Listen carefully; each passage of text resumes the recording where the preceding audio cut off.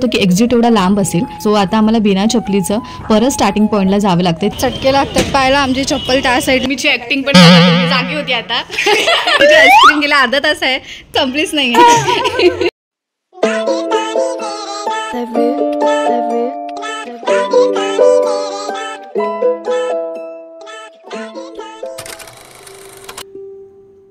जसं मंदिरात पाऊल ठेवलं तसं जाणवलं इथे काहीतरी वेगळंच आहे. काहीतरी शांत, पवित्र आणि अंतर्मनाला स्पर्शून जाणार. स्वामी महाराजांची मूर्ती पाहिली आणि क्षणभर सगळं थांबल्यासारखं वाटलं. डोळे मिटले आणि मन अगदी शांत झालं. जणू काही त्यांनी मला अंतर्मनातनं साथ दिली. बाळ, काळजी करू नकोस, मी आहे, असं त्या क्षणी वाटलं. हे फक्त दर्शन नव्हतं, ही एक आत्मिक भेट होती. मी काही मागितलंही नाही, पण वाटलं की स्वामींनी माझं सगळं ऐकलंय आणि सगळं होणार आहे. माझ्या मनातली ही शांती, ही अनुभूती तुमच्यापर्यंत पोहोचावीशी वाटली. कारण आध्यात्मिक शांती ही अनुभवायला लागते आणि अक्कलकोटमध्ये ही शांती मला स्पर्शून गेली. जर तुमचं मन कधी थकलं गेलं असेल, कधी गोंधळलेलं असेल किंवा तुम्हाला काही प्रश्नांची उत्तरं सापडत नसतील, तर एकदा अक्कलकोटला नक्की या. स्वामींनी सगळं उतरावं असं वाटतं. स्वामींचा अनुभव येतो. श्री स्वामी समर्थ. जय जय स्वामी समर्थ. स्वामी समर्थ आपल्या सगळ्यांच्या पाठीशी कायम आहेत. तुम्ही फक्त चांगले कर्म करत राहा. स्वामींचा आशीर्वाद तुमच्या पाठी कायम असेल. आणि हो, कधीही हिंमत हरू नका, कारण आपले रक्षक आपले स्वामी आहेत. तसंच दर्शन घेऊन बाहेर आल्यावरती इथे असणारे दुकानसुद्धा आपले लक्ष वेधून घेतात. सुंदर हार, ताज्या फुलांनी सजवलेले माळ, स्वामी समर्थांच्या छोट्या व मोठ्या मूर्ती आणि अगदी भक्तिभावाने तयार केलेले प्रसादाचे पुडे. प्रत्येक दुकानात वेगळी खासियत आहे. कुठे माळा सुगंधाने दरवळतात, तर कुठे मूर्तीवर अगदी नाजूक कोरीव काम केलेले दिसतं. काही ठिकाणी तर स्वामींचे फोटो फ्रेम्स, उदीचे डब्बे आणि त्याच्या नावाच्या वस्त्रपुट्ट्याही मिळतात. हे फक्त सामान विकण्याची जागा नाही, इथे भावनेने भरलेली ऊर्जा जाणवते. दुकानदार सुद्धा खूप प्रेमाने आणि श्रद्धेने आदराने वस्तू देतात. असं वाटतं जणू स्वामींचा आशीर्वाद त्यातूनच आपल्यापर्यंत पोहोचतो. जर तुम्ही इथे येणार असाल तर या दुकानांना नक्की एकदा भेट द्या. केवळ खरेदीसाठी नव्हे, तर इथल्या भक्तिभावासाठी. श्री स्वामी समर्थ. चला तर आता आपण पुढे निघूया. तर ॲक्च्युली झालं असं, आम्ही जेव्हा एंट्री केली होती स्टार्टिंगला मंदिरात प्रवेश करताना, तेव्हाच आम्ही तिथे चप्पल काढले होते बाहेर आणि आम्हाला माहिती नव्हतं की एक्झिट एवढा लांब असेल. सो आता आम्हाला बिना चपलीचं परत स्टार्टिंग पॉईंटला जावं लागते चप्पल घेण्यासाठी. आणि तुम्हाला खरं सांगू, खरं तर खूप ऊन होतं. पाय इतके भाजत होते, इतके पायाला चटके लागत होते, पण काही करून जायचं होतं, काही ऑप्शन नव्हतं आमच्याकडे.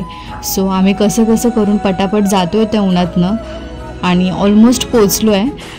पण खरंच हा अनुभवसुद्धा एकदम वेगळाच होता, कारण असं बिना चपलीचं जाणं पण केवढं डिफिकल्ट असतं हे तेव्हा कळलं आम्हाला.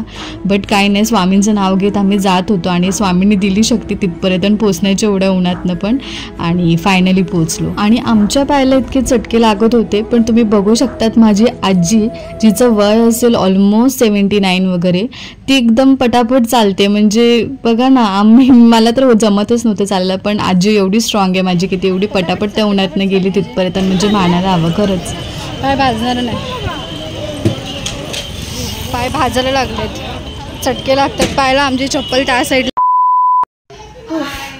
सो आलो आहे आम्ही दर्शन घेऊन. म्हणजे एवढं ऊन आहे ना बाहेर ॲक्च्युली, आणि इकडचं ऊन थोडंसं वेगळंच आहे. म्हणजे एकदम तापल्यासारखं होतं, काही सुचत नाही अजिबात.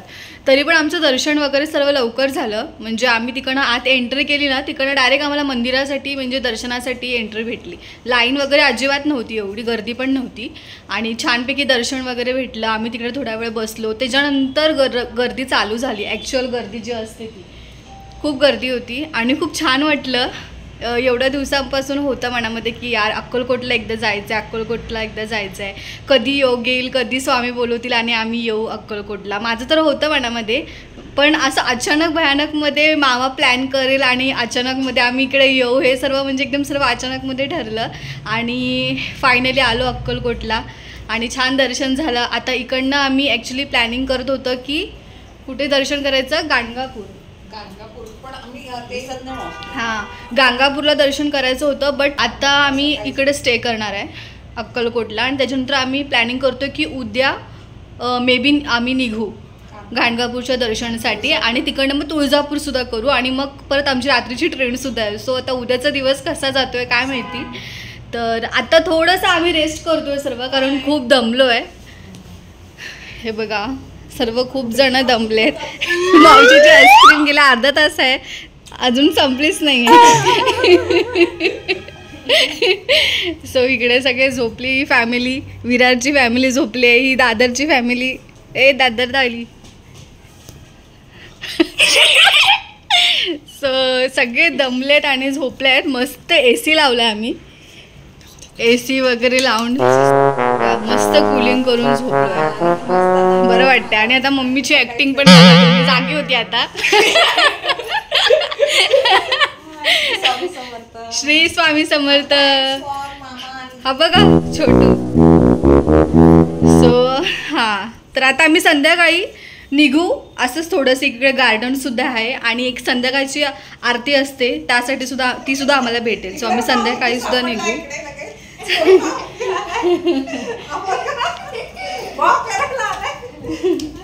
सो संध्याकाळी आरती आम्हाला भेटेल एक स्वामींची. आणि काकड आरती सकाळी पहाटेची असते 5ची. सो मे बी ती नाही भेटणार आम्हाला. सो आम्ही संध्याकाळची आरती अटेंड करू आणि गार्डनमध्ये सुद्धा जाऊ.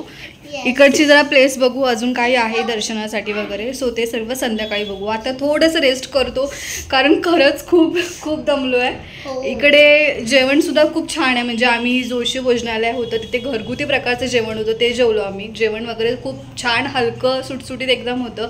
आता आईस्क्रीम खाल्ली आणि आता थोडंसं आराम करतो. सो आपण भेटू आता संध्याकाळी. आणि छान इथे मूर्ती वगैरे तुम्ही इकडे दुकानामध्ये घेऊ शकतात. खूप छान आहे. मी सगळं तुम्ही ब्लॉगमध्ये एंडिंग करते बघा आणि बिलकुल स्किप नका करू. सो या. श्री स्वामी समर्थ. परत एकदा बोला, श्री स्वामी समर्थ. श्री स्वामी समर्थ. चलो बाय